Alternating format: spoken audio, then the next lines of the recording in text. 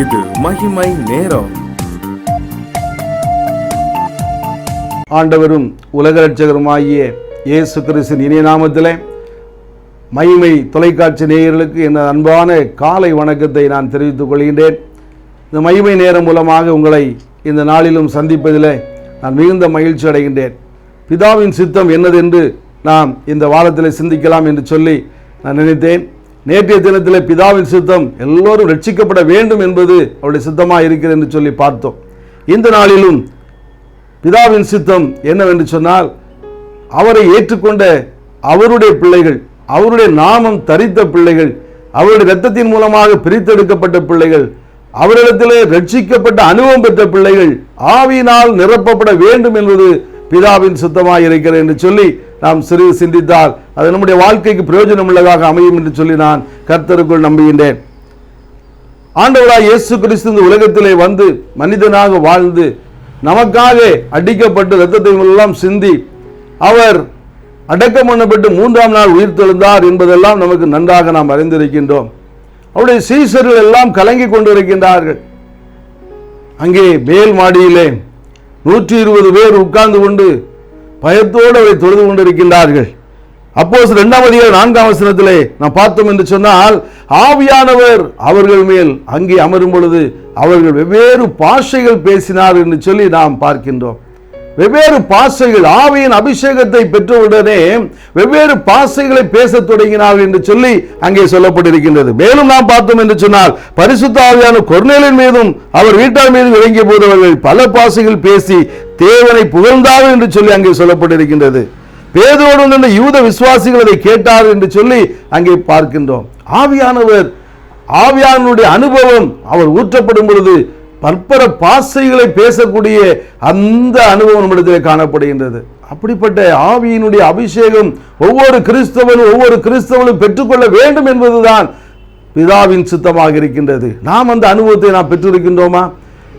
இந்த கடைசி நாட்களிலே எங்கு பார்த்தாலும் ஒரே பீதி நிமித்தமாக கொரோனா வைரஸ் என்பதை நம்மை அழித்து விடுவோமோ, நம்மை கொண்டு விடுமோ என்று சொல்லி பயந்து நடுங்கி வாழ்ந்து கொண்டிருக்கிற நீங்களும் நானும் ஆவியினுடைய அபிஷேகத்தை பெற்றுக்கொள்ள வேண்டும். அப்படி என்றால்தான் அவருக்குள்ளாக நாம் நெருங்கி வாழ்கின்றோம், கிறிஸ்துக்குள்ளாக வாழ்கின்றோம் என்ற நிச்சயம் அது காணப்படும். நம்முடைய வாழ்க்கை அப்படி காணப்படுகின்றதா? இன்று ஒவ்வொரு கிறிஸ்தவரும் ரட்சிக்கப்பட்டு அவருக்குள்ளாக ஆவியினால் நிறைந்து அந்நிய பாஷைகள் பேசக்கூடிய அந்த வரங்களை பெற்றிருக்கின்றார்களா? நீங்களும் நானும் பெற்றுக்கொண்டிருக்கிறோமா?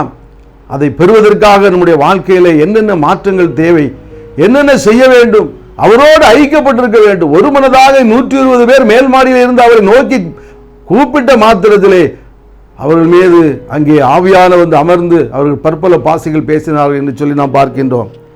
மேலும் நாம் பார்த்தோம் என்று சொன்னால், உங்கள் எல்லாரும் நான் அதிகமாய் பாஷைகளை பேசுகிறேன், இதற்காக என் தேவனை ஸ்தோத்திரிக்கிறேன் என்று சொல்லி அங்கே கொரிந்து சபைக்கு பவுல் எழுதுகிறான். அநேக பாஷைகளை பேசுகிறான். ஒரு பாஷை மாத்திரமல்ல, அநேக பாஷைகளை பேசுகிறேன் என்று சொல்லி பவுல் கொரிந்து சபைக்கு எழுதுகிறான். ஆகவே அந்நிய பாஷை என்பது அது கொடுக்கப்படக்கூடிய ஒரு வரம் ஆகும்.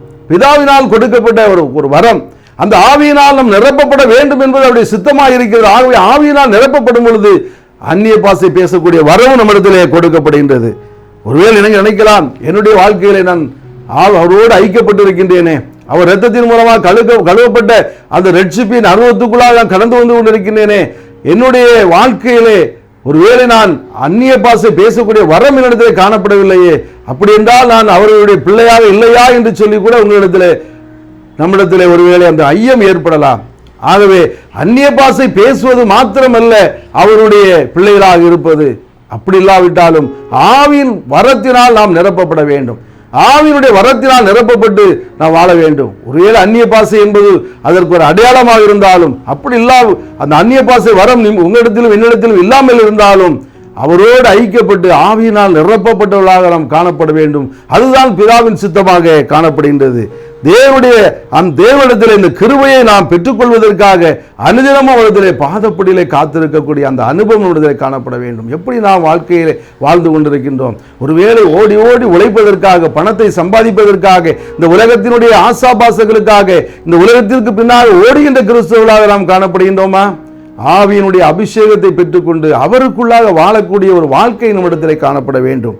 மேலும் நாம் பார்த்தோம் என்று சொன்னால் பேசுகிறவனுக்கு பக்தி விருத்தி உண்டாகிறது. இந்த அந்நிய பாஷையை பேசினால் வேறொன்றுமில்லை, பக்தி விருத்தி உண்டாகிறது. ஏனென்று சொன்னால் அந்த அந்நிய பாஷை பேசும் பொழுது அவரோடு ஐக்கியப்பட்டு அவரிடத்திலே ஆவியானவர் மூலமாக அந்த ஆவியோடு பேசக்கூடிய அந்த வாழ்க்கை நம்மிடத்திலே கொடுக்கப்படுகிறது. அவ்வளவுதான். இருந்தாலும் அந்நிய பாஷை பேசக்கூடிய வரம் ஒருவேளை நம்மிடத்திலே காணப்படாவிட்டாலும் சோர்ந்து போக வேண்டாம். அவருக்குள்ளாக இன்னும் ஐக்கியப்பட்டு இன்னும் அவரோடு நெருங்கி என்னை பரிசுத்தப்படுத்தும் ஆண்டவரே, நான் ரட்சிப்பின் அனுபவத்துக்குள்ளாக கடந்து வந்தாலும் நீர் உம்முடைய ஆவியினால் என்னை நிரப்பும் ஆண்டவரே என்று சொல்லி முழுவதுமாக ஒப்பு கொடுக்க வேண்டும். அதுதான் உண்மையான காரியம். இயேசு கிறிஸ்துவினுடைய பிள்ளைகளாக நாமம் தரிக்கப்பட்ட பிள்ளைகளாக ஒருவேளை நீங்களும் நானும் வாழ்ந்து கொண்டிருந்தாலும் அவருக்குள்ளாக நாம் ஒப்பு கொடுக்கப்பட்டு நம்மை முழுவதுமாக அர்ப்பணித்து ஒன்றுமல்ல நான் என்று சொல்லி முழுவதுமாக அவரிடத்திலே சமர்ப்பணம் செய்கின்றவர்களாக நாம் காணப்படும் பொழுது இந்த ஆவியின் வரம் நமக்கு ஊற்றப்படும். அந்த ஆவியின் வரம் அந்த ஆவியினால் நிரப்பப்படும் பொழுதுதான் இந்த அந்நிய பாஷை போன்ற வரங்கள் எல்லாம் நம்முடைய வாழ்க்கையிலே கொடுக்கப்படும். அப்படிப்பட்ட ஒரு வாழ்க்கை நம்முடைய வாழ்க்கை இருக்க வேண்டும். அப்படிப்பட்ட ஒரு வாழ்க்கை என்பதுதான் ஒரு கிறிஸ்தவ வாழ்க்கையாக அது அமைய முடியும். அன்பில்லாமல் அந்நிய பாஷை பேசுவதும் சாத்தியம் என்று சொல்லி அங்கே 1 கொரிந்தியர் 13ஆம் அதிகாரத்தில் 1ஆம் வசனம் முதல் 3ஆம் வசனம் வரைக்கும் நீங்கள் வாசித்து பாருங்கள் சொல்லப்பட்டிருக்கின்றது. அந்நிய பாஷை பேசுவதும் சாத்தியம், அன்பில்லாமல் பேசுவது. அன்பில்லாமல் அந்நிய பாஷை பேசினால் அதில் என்ன அர்த்தம்? அது நன்றாக இருக்குமா? அது கிறிஸ்தவ வாழ்க்கைக்கு அது உண்மையாக காணப்படுமா? இல்லை. அந்நிய பாஷையிலும் ஆண்டவருடைய அன்பை பெற்றவர்களாக, அன்பை பெற்ற பிள்ளைகளாகிய நீங்களும் நானும் மற்றவர்களை அன்பு காட்டுகின்றவர்களாக அவரோடு ஐக்கியப்படுவதாக வாழும் பொழுதுதான் அந்த பரிசுத்த ஆவியினுடைய வரம் நம்மிடத்தில் காணப்பட்டு அப்பொழுது பேசக்கூடிய அந்த பாஷைக்கு தான் அந்த ஒரு அர்த்தம் உள்ளதாக காணப்படும். இல்லை என்று சொன்னால் அது மாய்மாலமான ஒரு வாழ்க்கையாகத்தான் காணப்படும். எனக்கு அன்பான தேவனுடைய ஜனமே, ஆவியினுடைய வரத்தை பெறுவது நமக்கு முக்கியமானது. ஆவியினுடைய வரத்தை பெறுவது மாத்திரமல்ல, அந்த அந்நிய பாஷை பேசக்கூடிய வரங்கள் ஆவியின் கனிகள் 9 என்று சொல்லி நாம் ஏற்கனவே சிந்தித்து இருக்கின்றோம். அந்த கனிகள் எல்லாம் நம்முடைய வாழ்க்கையிலே கொடுக்கப்பட வேண்டும். எப்பொழுது கொடுக்கப்படும் என்று சொன்னால் ஆவியினால், அந்த ஆவியினுடைய அபிஷேகத்தினால் நிரப்பப்பட வேண்டும். அது நிரப்பப்பட வேண்டும் என்று சொன்னால் நம்மால் முடியாது, நம்முடைய பலத்தினால் முடியாது, நம்முடைய பராக்கிரமத்தினால் முடியாது. முழுவதுமாக நாம் அவரிடத்தில் ஒப்புக் கொடுக்க வேண்டும். பிதாவின் சித்தம் அதுவாகத்தான் இருக்கிறது. அவரை ஏற்றுக்கொண்டு அவர் நாம் தரிக்கப்பட்ட அத்தனை பிள்ளைகளும் ஆவியின் வரத்தினால் நிரப்பப்பட வேண்டும், ஆவியானால் நிரப்பப்பட வேண்டும் என்பதுதான் பிதாவின் சித்தமாக இருக்கின்றது. அவருடைய சித்தத்தை நிறைவேற்றுகின்றவர்களாக நீங்களும் நானும் காணப்பட வேண்டும். அவருடைய நாமத்தினுடைய தரித்த நீங்களும் நானும் அவருடைய சித்தத்தை நிறைவேற்றி ஆவிக்குள்ளாக ஆவியானுடைய அபிஷேகத்தை பெற்றவர்களாக காணப்பட வேண்டும் என்பதுதான் அவருடைய எதிர்பார்த்தலாக காணப்படுகின்றது. நம்முடைய வாழ்க்கை எப்படி இருக்கின்றது?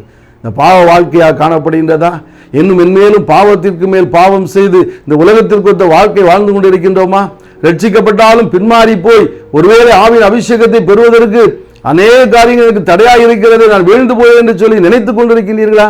இந்த கால நேரத்தில் நம்மை பார்த்து பிதாவினுடைய சித்தம் இதுதான், நீ நிறைவேற்ற நான் வல்லவராக இருக்கிறேன், நீ என்னிடத்தில் ஒப்புக்கொடு, என் மகனே என் மகளே என்னை நோக்கிப்பார், உன் வாழ்க்கை முழுவதுமாக என்னிடத்தில் ஒப்புக்கொடு, நான் ஆவியினுடைய வரத்தினால் அவனை நிரப்புவேன், ஆவின் வரத்தினால் நிரப்பி அந்நிய பாஷை பேசக்கூடிய வரங்கள் என்னும் ஆவியின் கனிகள் 9 எல்லா வரங்களையும் உனக்கு கொடுத்து ஆசீர்வதிப்பேன், இந்த உலகத்தில் நீ ஆசீர்வாதமாக இருப்பாய் என்று சொல்லி அவர் நம்மை பார்த்து சொல்கிறார். முழுவதுமாக ஒப்புக் கொடுப்போமா? அன்பின் பரலோக தந்தையே, அருமையான கால நேரத்தில் இந்த ஆவியின் அபிஷேகத்தை எங்களுக்கு தாரும் ஆண்டவரே. ஒவ்வொருவரும் நாங்கள் ஒப்புக் கொடுக்கிறோம் ஐயா, முழுவதுமாக ஒப்புக் கொடுக்கிறோம் ஆண்டவரே. எங்களை ரட்சித்தவர் நீர் அல்லவா? பிதாவின் சித்தத்தை நிறைவேற்றுவதற்காக இந்த உலகத்தில் நீர் வந்தீர் ஆண்டவரே. ஆவியின் அபிஷேகத்தை நிறைத்து அந்நிய பாஷை பேசும் வரத்தை தாரும் ஆண்டவரே. உமக்குள்ளாக நாங்கள் நெருங்கி வருவதற்கு, அப்பா மகிழ்ச்சியான ஒரு வாழ்க்கை வாழ்வதற்கு எங்களுக்கு ஆவியினால் நிரப்பும் ஆண்டவரே. ஒவ்வொருவரையும் நிரப்பும் ஆண்டவரே. நிரப்பி வழி நடத்தும் இரட்சகர் மீட்பரும் ஆகிய இயேசுவின் இணைய நாமத்தில் கேட்கிறோம் ஜீவனுள்ள பிதாவே. ஆமேன், ஆமேன்.